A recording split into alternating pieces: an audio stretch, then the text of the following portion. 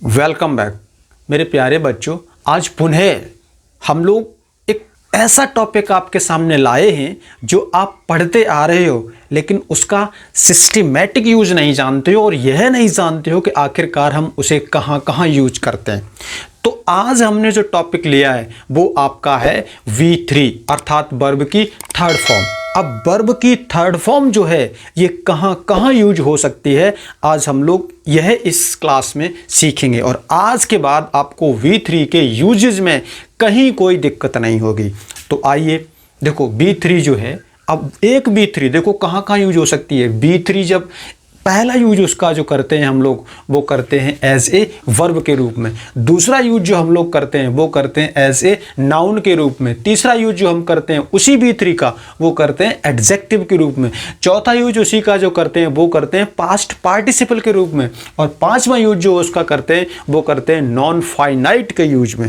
तो आज इतने यूज अभी हम 4 से 5 मिनट में सीख लेंगे। तो पहला यूज जो हमने B3 का लिया है वो है एज ए वर्ब के रूप में। आप टेंस पढ़ते हैं, पास्ट परफेक्ट पढ़ते हैं, प्रेजेंट परफेक्ट पढ़ते हैं, फ्यूचर परफेक्ट पढ़ते हैं, तो उसमें जो B3 आता है तो वो एज ए वर्ब के रूप में आता है। स्ट्रक्चर उसका क्या बनता है, सब्जेक्ट लगाओ, हैज़ लगाओ, हैव लगाओ, हैड लगाओ, B3 लगाओ, कुछ अदर वर्ड लगा दो वहाँ। आप सेंटेंस बना सकते हो, जैसे आप आई से बोल दो I have come, I have gone there, I have taught here. आप दे से जोड़ सकते हो, they have come, they have gone, they have taught here. आप बना सकते हो स्ट्रक्चर, किसी के नाम से बना सकते हो। Ram has come here, Ram has gone there, Ram has taught here. आप इस टाइप से इस पे काम कर सकते हो। ये आपका प्रेजेंट जो होता है, पास्ट और प्रेजेंट उस पर काम कर जाता है। फ्यूचर में भी ये काम कर जाएगा, लेकिन वहाँ आपको बिल और जोड़ना पड़ेगा इसी के साथ। इसका अगला स्ट्रक्चर देखते हैं। जो अगला स्ट्रक्चर इसी का एज ए वर्ब के रूप में है तो वो आपका है सब्जेक्ट के बाद इज लगाओ, आर लगाओ, एम लगाओ, वाज लगाओ, बर लगाओ, उसके बाद आप B3 दे दो, कोई अदर वर्ड दे दो। ये स्ट्रक्चर पता किसका है? ये स्ट्रक्चर है पैसिव वॉइस का। जो एक्टिव और पैसिव होते हैं ना, ये उसका स्ट्रक्चर है। अब यहाँ सेंटेंस हम कैसे बनाएंगे? तो बना लो, आई से बना लो। आई एम टॉट हेयर, मुझे यहाँ पढ़ाया जाता है। आई एम सिलेक्टेड हेयर, मुझे यहाँ चुना जाता है। आई एम नॉमिनेटेड हेयर, मुझे यहाँ नॉमिनेट किया जाता है। आप सी से बना लो। सी बाज टॉट हेयर, उसे यहाँ पढ़ाया जाता था। सी बाज टॉट सिलेक्टेड, उसे यहाँ चुना जाता था। आप जितना चाहो उतना सेंटेंस इस स्ट्रक्चर से बना सकते हो, कोई प्रॉब्लम कहीं नहीं आएगी। अगला स्ट्रक्चर देखो, यह भी आपका एज ए वर्ब के रूप में ही है। देखो अगला स्ट्रक्चर जो है वो सब्जेक्ट लगाओ, प्लस हैज लगाओ, हैव लगाओ, हैड लगाओ और उसके बाद आप बीन लगाओ, उसके बाद वर्ब की थर्ड फॉर्म लगाओ। यह स्ट्रक्चर भी आपका पैसिव वॉइस का ही है। तो अब इसमें मीन चेंज हो जाता है। कैसे? देखो अगर हमने कहा I have been taught here, मुझे यहाँ पढ़ाया गया। I have been eaten there, मुझे वहाँ खिलाया गया। I have been elected there, मुझे वहाँ चुना गया।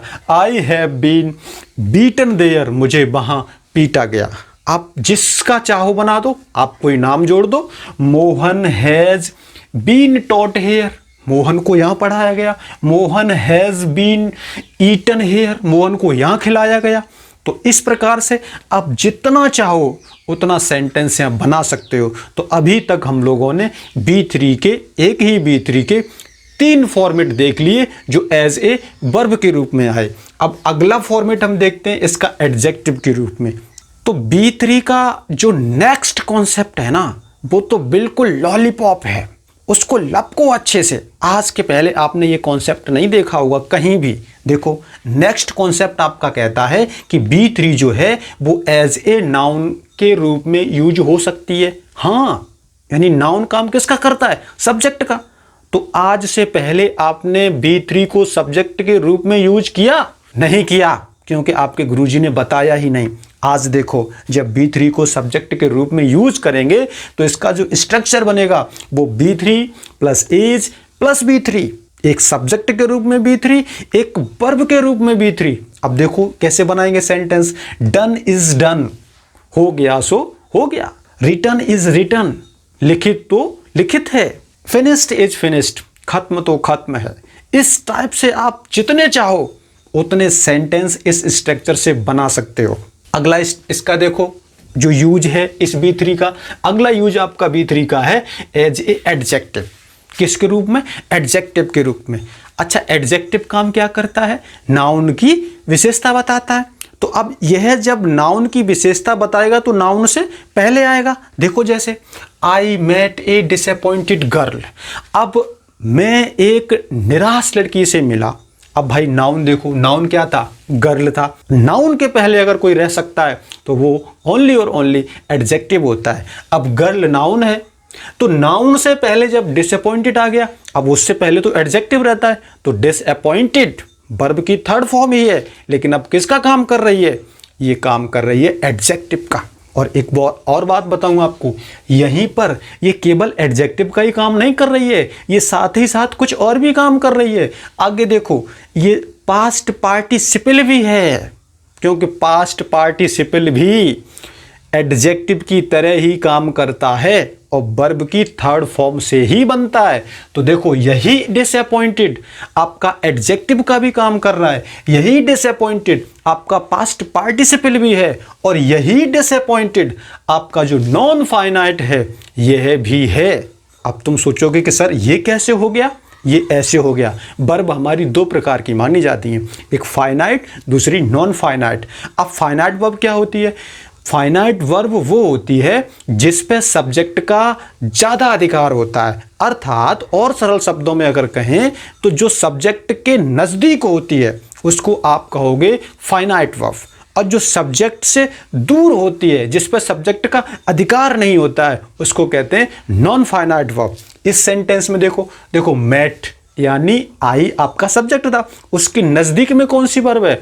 मेट। तो इसका मतलब हो गया जो मेट है ये तो हो गई आपकी फाइनाइट वर्ब, और जो डिसअपॉइंटेड है वर्ब ये भी है, लेकिन ये सब्जेक्ट से दूर है तो ये हो गई आपकी नॉन फाइनाइट वर्ब। तो अब एक डिसअपॉइंटेड यानी एक B3 नाउन से पहले आकर तीन काम कर रही है। कौन कौन से तीन काम?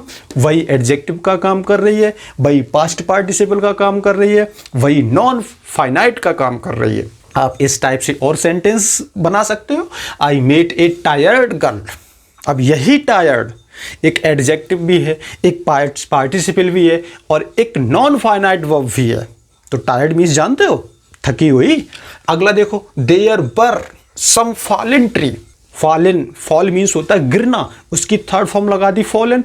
तो ट्री आपका नाउन है, जब उससे पहले आ गया तो यह भी आपका एडजेक्टिव हो गया, पास्ट पार्टिसिपल भी हो गया, और नॉन फाइनाइट वर्ब भी हो गया। और एक बात और बता दूं, अपने अंदर कॉन्फिडेंस लाया करो। भारत का कोई भी टीचर इस स्ट्रक्चर को काट नहीं सकता है, ये अरविंद सर आपसे वादा करते हैं।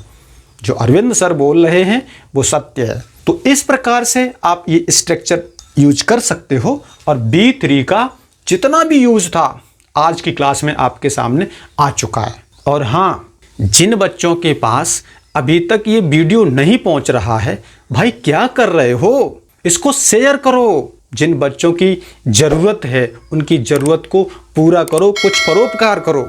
आज इतना ही, नेक्स्ट वीडियो में पुनः हम मिलेंगे। Thank you very much.